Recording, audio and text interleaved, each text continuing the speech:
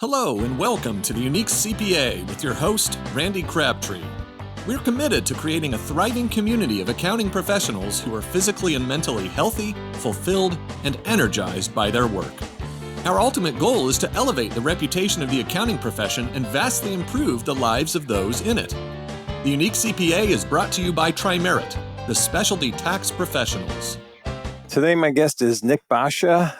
Nick is also known as the Balanced CPA, which we'll be talking about today. He is co-owner of Boscia and Boscia, ironically named Boscia and Boscia. He owns this with his brother. Actually used to be his father. We'll talk about second generation taking over a firm. Nick is a good friend of mine. We met a couple years ago at Scaling New Heights, and I've always been impressed to see what he's doing. So, Nick, can't wait to get into it. Welcome to the Unique CPA.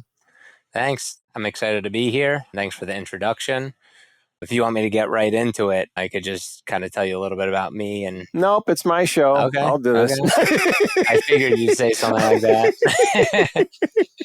So I didn't tell you ahead of time, but we have two goals of the show. One is we're going to educate the accounting profession on something pertinent to them. And two, we have to laugh. So that was my getting the laugh in right away. So plus, for some reason, I always give you a hard time. Sorry about that. But All right. I expected nothing less. All right. But yeah, let's jump into it because I did obviously a quick intro there.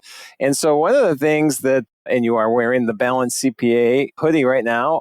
Rumor has it, I have a Balanced CPA t-shirt coming my way. Is that it? Once you get home, they'll be getting mailed out to you. So just get home eventually. Yeah, well, I appreciate it. And I like the whole Balanced CPA, just it's simplistic, but it's like, this is cool the way you came up with that. So let's talk about that. Well, how did that become about? How did you decide we're going to have, this is going to be what I'm known as, the Balanced CPA? Yeah, so I love the story. I'm really good friends with Dawn Brolin and her daughter Emily Brolin. And we were actually at Scaling New Heights last year. And Dawn is obviously like an awesome speaker who everyone knows. And I'm like, oh, I want to be like you. I'm like, it's so cool. But like, you have the designated motivator. Like, what am I going to be? So we're constantly, for like a while leading up to this, we're trying to think of some name that would have a nice ring. Because like no one really cares about your last name and things like that. So on the plane home, and that's all I could think about. I couldn't relax. I was like, I need to think about something that will have a good ring. And the Balanced CPA just came to me. And I just the second I thought of it, I absolutely loved it. Yeah. Because I do promote balance. So I think that's something I'm excited to get into and what the Balanced CPA is all about. But it started really because Dawn and Emily Brolin and Christine, my fiance, we were brainstorming, but they definitely inspired it. All right. So now, before we get into the whole background of that and the family business and all that, now I realize I need a name. I don't have we need to work on this. We need to brainstorm. We need a session. You're the Unique CPA. But the way I look at it, I am not. My guests are the Unique CPAs. That's the whole premise of the show is everybody's, got a unique way of doing things in different way and better way often. So, all right, well, we'll work on that offline. In fact, I just sent a group of people a message, and you were on it. Are we having a happy hour at 2 today? So I'm in. If we're doing that, that's part of the agenda. We need to come up with Randy's logo name. I actually do have I am going on tangents immediately here today. I did work with a marketing person, actually a graphic designer, on coming up with a logo for my speaking. And one thing we came up with was beyond boundaries, and so just because I think we often put boundaries in our way, sometimes we don't even realize they're boundaries and we ignore them and we just pound our head against that boundary because we've always pounded our head against that boundary. And I think you're the same way. We want to figure out ways where we don't have to keep pounding our head against that boundary. So I think I like it at this point, but we'll see. We're going to work on that one. I like that. But also one of the big things I talk about is setting boundaries when it comes to your clients. So keeping the two in line is important. I get you want to go beyond the boundaries of your own life, but you want to set boundaries with other people. That's a good call. I like that because I agree with you on that. All right, so let's get into the whole Boscia and Boscia story because it is an interesting story. Your dad, and I'll let you give the background, but I know he had a firm for a long time. You and your brother went in the firm, and I'm guessing there was some challenges, maybe modernizing the firm along the way. And so why don't you go into that whole story? And obviously what we're going to want to do is show people that there's a better way you Mhm. can make changes, I think is part of this story. So yeah, let's talk about that. Yeah. So when my dad started our firm in 1975, and the building that I'm in right now, he bought in 1980. Mm. And for frame of reference, I was born in 1989. So this building was here for 9 years before I was even born, just to give a frame of reference. Yep. My older brother was born in 1986, so he's 3 years older than me. But I went to Penn State, got my master's, went to PwC, got my CPA license, and my brother joined with my dad right after college, and he was big into networking and bringing in business and marketing. So the business started growing, and then I didn't think I would join the firm, and they convinced me to join, and how it was me such an awesome experience. And in the beginning, it was a little bit painful. Yeah.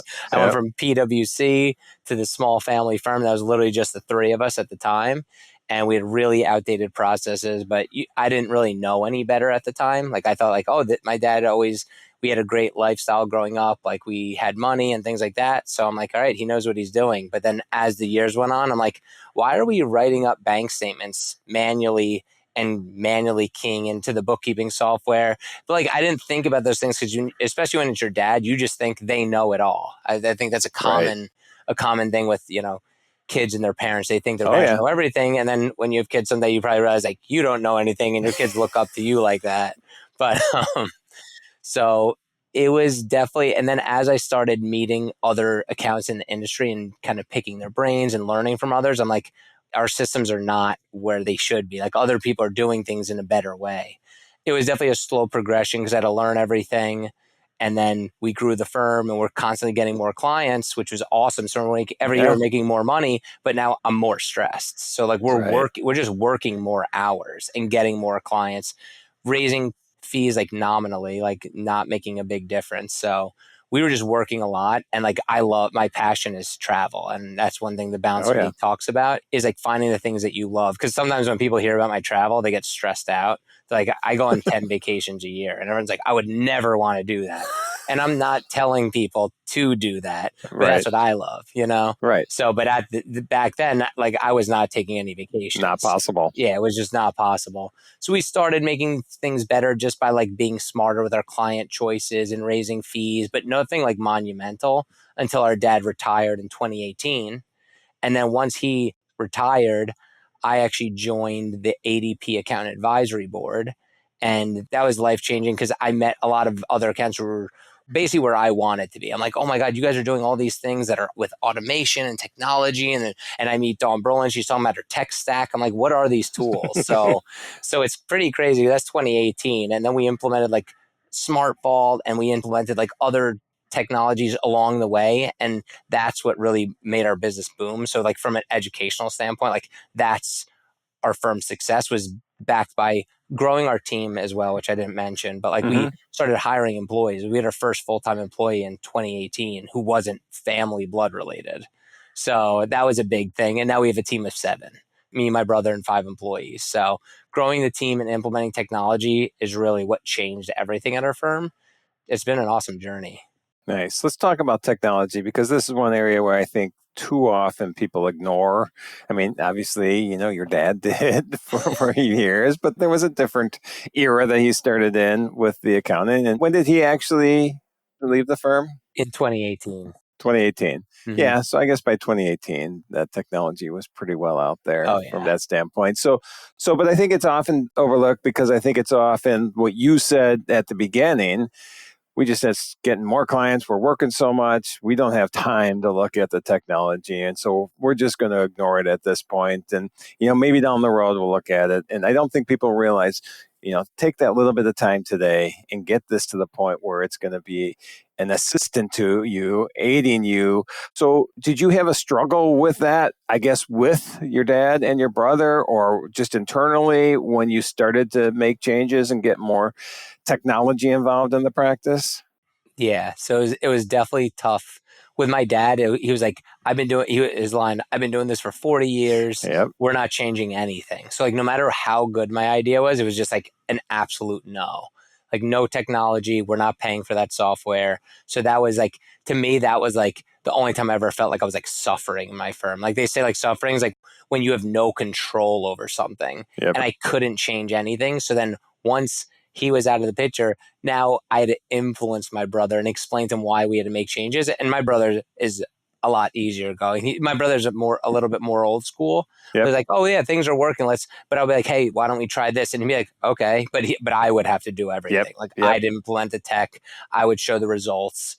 But it was worth it. And that was just that transition year. And like now, basically, if I just say, Joe, we're going to do this, he's like, yep, whatever you want to do. He's not like super gung ho about it, but he's like open to let me make the change. So that's been like the most important thing for me. And so when you started doing this then, was it baby steps? I mean, was there one thing? You mentioned Smart Vault. I mean, was it start with that and then progress? Do you want to kind of give us that journey a little bit? Yeah. So like the biggest, people will say, what was like the biggest change for our firm? Like the most important piece of technology? And I say Smart Vault because it was the first real piece of technology we implemented, and it was very easy because we use Intuit's Lacert for tax software. And basically Smart Vault has an integration that builds out the folder structure, automatically uploads their tax return. So it was like a very easy first step.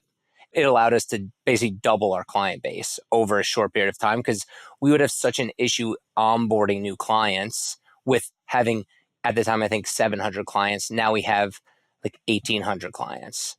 So we could have never scaled without that tool. So that was the first tool. It wasn't hard to implement. It was hard to get clients onboarded. That's what I was like, wondering. I still want to bring the paper in. I still want to email it unsecured, which no one should do, but they still send the W-2s. They still send their prior returns in an email that's unencrypted. And obviously there's tons of identity theft, but people just don't understand. So Smart Vault is like good for our firm because we have to offer a way for them to get us documents in a secure manner. And so that was huge. Oh, and then COVID happened. It was like a kind of like perfect timing in the sense from a technology standpoint, because now clients were afraid to come in. That first year, no one used Smart Vault, maybe 20%. Right. The second year, 90% used it. Nice. Yep. So that was like so huge for our future growth. Then we just did things like electronic 8879s right through Lacert. We were always very a cost conscious mindset. My dad's like, do everything yourself. Don't pay for things you don't need. So we started being open to like, all right, let's pay for this service and realize how much time it saves. So like, it was like the psychological shift that like everyone has to go through. Like there's a lot of people out there who are way more willing to spend on technology than our firm, which I think is awesome, but you do have to be cost conscious. You can't just have every product. So yeah. So there is one question I want to ask, but we'll do that later. So yeah, just continue that journey because right now you've had 700 clients, you've integrated Smart Vault, made it easier, saved time, which is the important thing. We're saving time. We're not having people come in and pick up their return and drop off their files and want to sign the return because now you're using Lacert's signature and all that. So we're starting to get a lot more efficient just with two little simple changes that occurred. So let's continue down that path. And one thing I always like to talk about is when something is a win-win. It's a win for your client, it's a win for the firm, and it's a win for the team. And when I say the firm, I'm thinking like revenues for for us, but like the team is life gets easier. So Smart Vault gets implemented. Now the clients could have access to their tax return 24/7. Before then, we would get emails all year. Client, I need a tax return. Now we'd have to, if we're not at the office, first thing on Monday, or we would have to send them out their tax return. And it's like, now that is completely eliminated. So it just made life easier. We used to have paper folders.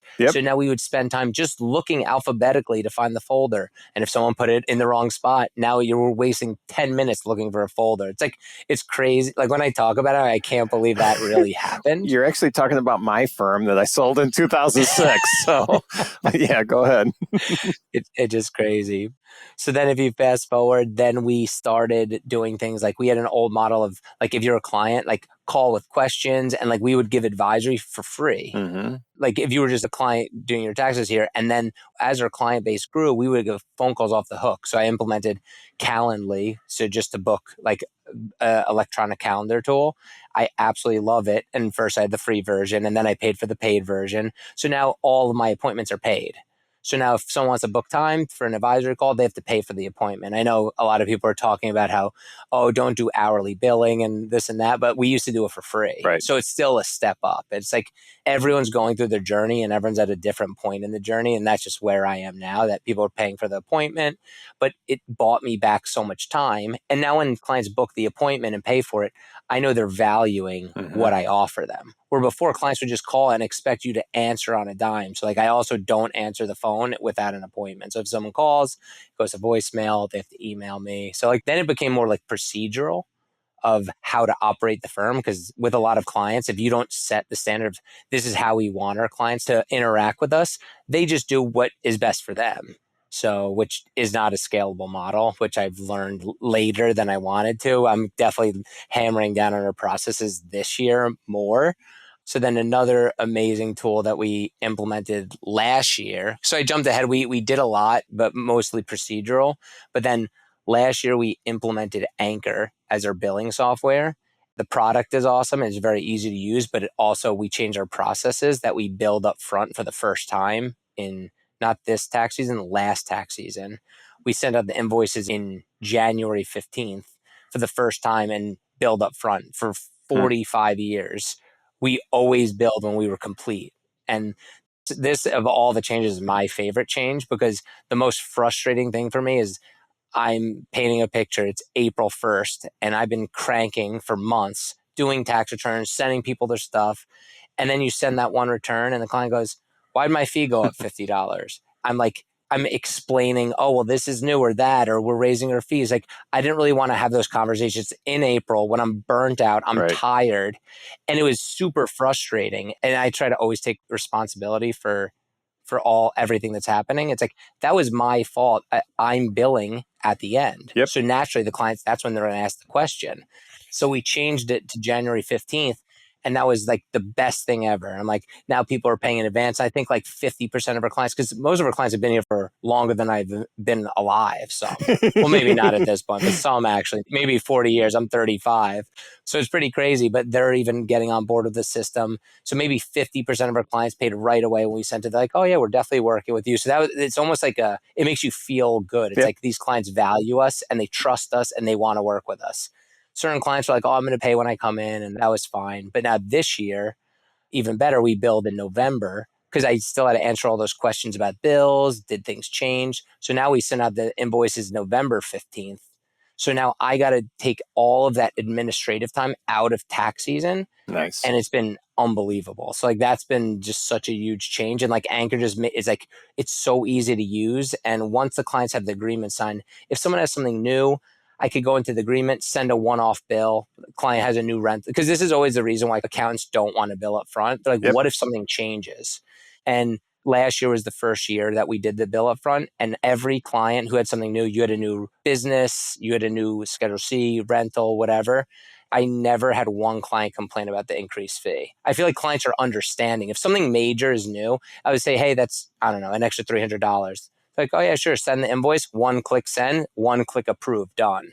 Before that, without an automated billing system, we would just do it for free because it wasn't worth going and making the bill, sending the bill out, waiting for them to collect. We would just do everything for free, which obviously is not a good model. But now it's a common model though, unfortunately, but yes, but now the system, So like, oh my God, now, and that's like, there's just so many good, and that's why I just love the technology. Once you build it out, like, was it a ton of work in the beginning? Yeah, it was a ton of work, but I knew that once I got it going, it's like this thing that just grows, and now it's just like set in place, and now it's super easy. But the first year was very hard. It was hard just to get clients to use it. The tool was easy, but getting clients on board. Yeah, well, there's two things. The firm's not always willing to implement, but then it's the client buy into it. And I agree with that. Let's talk about this because everything you've done has been time saving. I mean, you really saved a lot of time, or you've at least balanced the balanced CPA. You balanced out the year a little bit more by, like, say, the November billing rather than the January billing. So you've done things that way. But overall, you've saved time with each client. I'm certain of that. Because what happens too often in our profession is people are like, oh, I spend less time. That means I have to charge less. I guarantee you that's not how you looked at it. But so how do you work on pricing then? How does that, did you have to fight any mindsets of, oh, we're more efficient so we can charge less? Or was that just a given? We're not going to have to worry about that.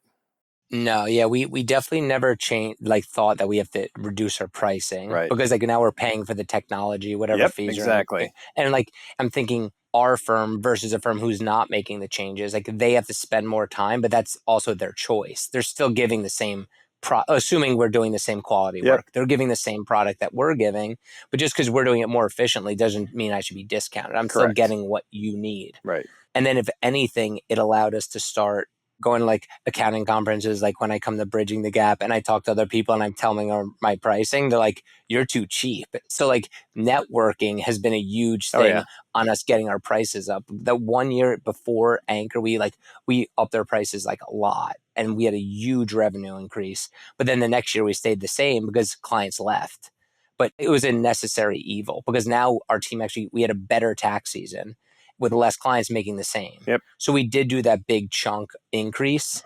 But yeah, we never felt like we figured the value we give to the client. So when I price a new client, it's going to be complexity of the return, what they're looking for. Some people need advisory services. If it's just compliance, it'll be lower, but they have the rental property, the Schedule C. I always factor in like they're going to need questions almost all the time. So you're just pricing based on looking at, if it's a new client, let's look at last year's tax return and I give you a price on that based on what I see you had in the past. Is that, the basic model? Yeah, it's the basic model. Like I've been doing it so much, and I don't know if other accountants out there are feeling this way. Like we're getting so many new clients because a lot of people are retiring and there's a huge demand for our service. That's why, I wrote that article, like we need more accountants in our industry because we need to serve so many people. So like we're getting so many clients. So I am able to raise the fees and give them a more efficient service. Like I'm always responsive. So I feel like those are like the value adds I give to the client. I'm always accessible, but within a window, 9 to 5, not, that's Friday good. night. Yeah, I was going to say, because that's the thing. People talk about this concierge service or whatever. And I go like, well, does that mean you're on all the time? No, I don't want to be on 24/7 dealing with clients, and good to hear that's not the model you have. Setting boundaries. We talked about that a little bit before we went on. Setting boundaries is important. So, and then you just said, 700 clients when you started and now it's 1,800 or whatever the number is. You just mentioned a lot of business out there, not enough accountants. So, but what is the marketing model? How are you getting this new business?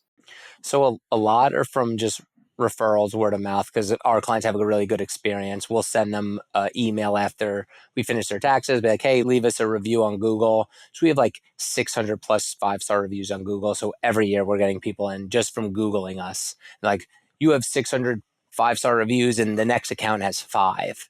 So it's like, I feel like we try to think of like unique ways to set us apart. So that's a nice one. Also being part of, the accounting industry, like coming to your conference and networking with other accountants. Like a lot of other accountants, their models are like, I'm not taking 1040 only clients. I'm like, I do. So we have a lot of accountants who refer us clients because otherwise they just say go somewhere. They rather send them to someone they could trust. And I always give them, make sure I'm giving like a great service to any referral. So that's been really helpful. We do like a lot of social media stuff. You go to like Boscia PC page on Instagram, like we have like our marketing team like post like fun videos, so it makes it like professional videos and fun videos, so you get to like know us a little bit, because a lot of firms, if you do everything virtually through email, you might never even see your accountant now. So people see like we have a personality. That's good. I like to travel. My brother loves cars. So like people feel like they know us. Like sometimes clients will come in and they'll be like, oh my God, how was your trip here? How was your trip there? And it's like, it's funny because people do follow you through those means. That's nice, making it personal, and that's I'm a big at that with the people you work with, the people you know in the industry, the people you work for, all that. I think it's important to get them to know people on a personal level. Let's veer for a second because there is a couple things we technically could start wrapping up now, but there's things that intrigued me. So the whole, it was what, the 3 of you when you first went in, your dad, your back, and then now there's 5 additional employees. So I've experienced it personally, and I've seen at times where, working for family members as bosses is not always the best, because it's just a weird dichotomy there. So how do you guys make it work where, you're out there and making sure people are not, okay, well, it's the Boscias, they're not going to listen to us, we're just the serfs here doing the work. I mean, there has to be intentionality around making sure that everybody's having a comfortable experience in the firm.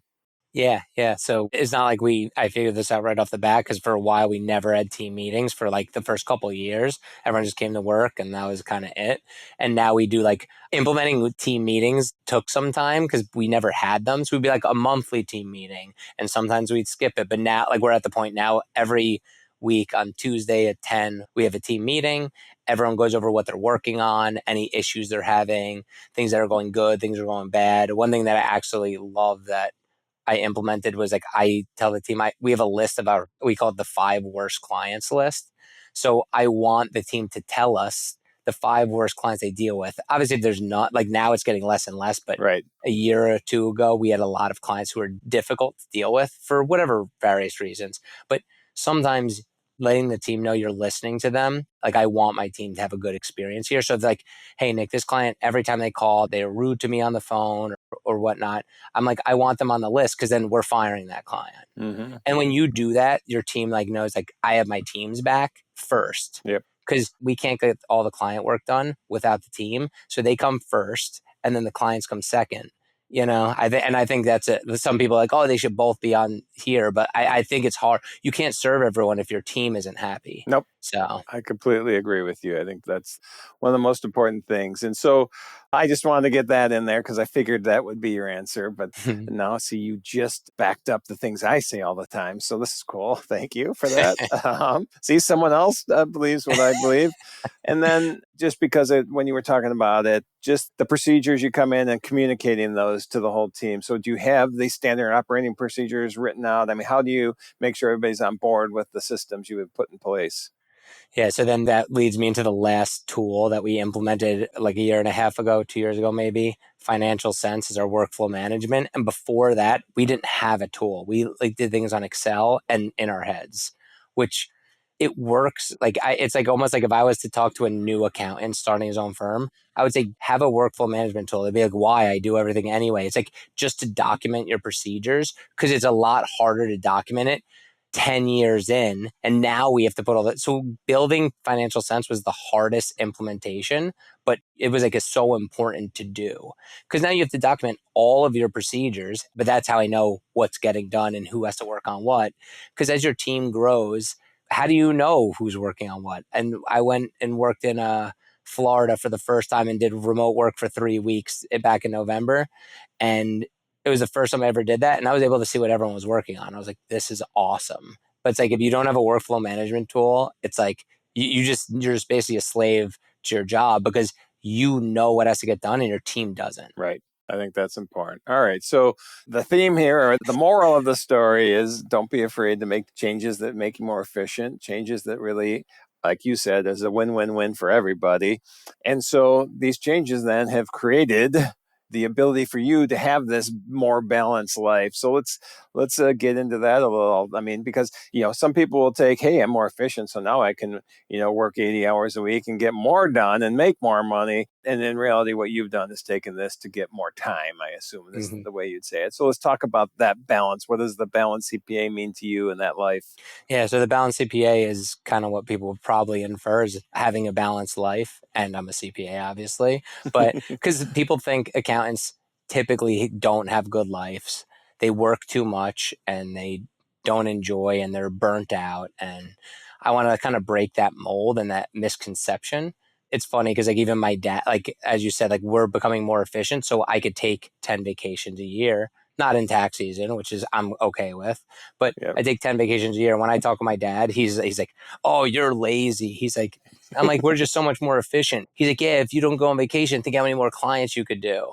But like, and that's where people lose. Like, I feel like people should have a set amount of money they want to make. Yep. Set the goal. And like every single person, if you talk to anyone what their financial goal is, they're like, when I was 20, I'm making up numbers. It was 100,000. Now they're 35, they're making 500,000. But now when they're 35, their goal is to make $1 million or what. So their goal keeps changing. So they're never where they want to be. Right. So that's a problem. So like you have to almost be like, all right, I'm good with what I make, or maybe I want to make 10% per year, whatever. It's like, I think a lot of people just focus just on the money and they burn themselves out where you could actually work smarter, not harder, make more and enjoy. Yep. But it's like, if I didn't have the enjoyment and do the things that I love, I wouldn't be motivated. I'm excited to come during tax season and make our procedures better, make sure the team's doing a great job training. And like now, if I could have a good company culture in tax season, I'm like, I think I made it. Even the team loves being here in tax season. Like that's, to me, that's like something I'm proud of. Yeah. And then I could go on vacation to Japan this upcoming May. So like, I'm excited. Nice. That's one place that we've talked about going that we haven't. We've been to a lot of places, but Japan is one that I think is going to be on the list in the Yeah. next few years. We'll see. All right. Well, anything before I'm going to wrap up that part of things? I think you actually probably wrapped it up pretty well there. But anything you want to add to this before we pivot? Yeah, I guess the one other thing I didn't mention with the Balanced CPA is like that I don't think it's talked about a lot in the accounting industry because you're always business minded, but it's like, is your health? And I know you talk about this a lot is mental health, but I think the health should be mental and physical. So if you Oh, have, yeah. you know, I have my walking pad during tax season. So I have my walking pad right here. I'll raise this desk up and I'll walk during the day because I know I'm busy, but I try to move as much as I can or go to the gym when I can, diet, eating healthy. Because like your energy really plays a big role. So like if you are exercising and eating healthy, like you're gonna feel better. Like almost no one's gonna say, yeah, when I ate McDonald's and didn't get sleep and do this and do that, like you feel lower energy. So how could you perform at a higher level on your day to day? So and then that bleeds into your emotional health. Yep. Because you could be working out too much and now you're burnt out because you're like, I'm not getting sleep. I'm, feeling stressed or depressed. Like so you have to like always and that's where balance comes in because it's almost when I talk about it, I feel like I'm talking about so many things. It's overwhelming, but it's not being like, just go to the gym. It's like you have to just balance. Hey, last week I had to take off from the gym because I was a little bit burnt out, and that's okay. It's not about like being super strict. It's about balancing. And Yep. No, I agree. I work out all the time, but we're on a 2-month trip right now, and I don't have a gym where I'm staying. And for the last 6 days, it was raining. So our exercise has been hiking. And for like the last 6 days, I think it was 6 days in between hikes. And I finally got one yesterday. It was like I was just craving that exercise, craving that hike because I feel so much energy, more energy, like you said, when you do that. So a great tip as well. The one thing is that people are like, I'm so busy, I don't have time. And they get overwhelmed with like, well, I can't start exercising every day.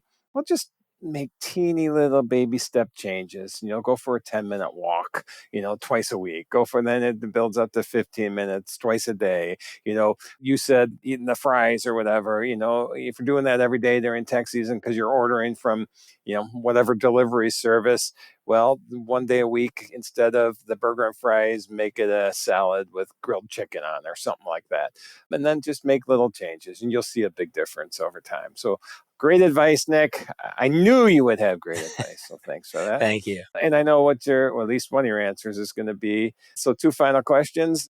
So all this we talked about, the work and how you've modernized the firm and technology to make it more efficient. And so when you're not thinking taxes, which I'm guessing there's a lot of time you're not, what are the things you enjoy doing? What are your outside of work passions? So as I mentioned, I definitely love traveling. So I do spend a lot of my time planning trips. Like when I come, even taxis, and like when I go home, like I like to like research like different hotels or flights, and I'm always getting deals. As you know, I'm like a credit card guru type of guy. So like I always get like crazy deals to be in like these cool hotels. Like to me, that gets me excitement. Oh, yeah. Like I love when staying in a hotel that's $9,000 and I paid points that was worth $3,000 and like things like that. I'm like, I get excited. So that's just Yeah. me. But then obviously I actually enjoy exercising. I like playing sports when I can, like whether it be pickleball or basketball or whatever. I don't play as much as I want because not a lot of people play. But then my one thing I absolutely love in the summer, I have a jet ski. So like I love going out on the water, going on my jet ski. That's like one of my favorite things. Yeah, well, I'm a hoops player. I mean, forever. I mean, man, I love basketball. But the next time I see you will be 2.5 months post knee replacement. So we won't be playing basketball next time I see you. But maybe a year after that, we can at least go shoot a little bit Yeah. somewhere. We'll find a conference we're at and we'll find a hoop and we'll shoot some hoops. I'm in. And then lastly, if people want to find out more about, Boscia and Boscia or the Balanced CPA or you personally or what you're doing, where would they look? Yeah, so my Instagram is the Balanced CPA, so you can follow me there, DM me. A lot of times I'll like post social media content and like encourage people to like, ask me questions. I'm like, my goal is I want to help people. Mm-hmm. Like I'll say, this is the things I'm doing, not that, but if anything intrigues anyone, I want to help them. So that's on my Instagram, the Balanced CPA, or professionally is on LinkedIn as where I'm putting a lot of my content and like things I'm doing, whether it's speaking engagements, webinars. So on my LinkedIn, just Nick Boscia.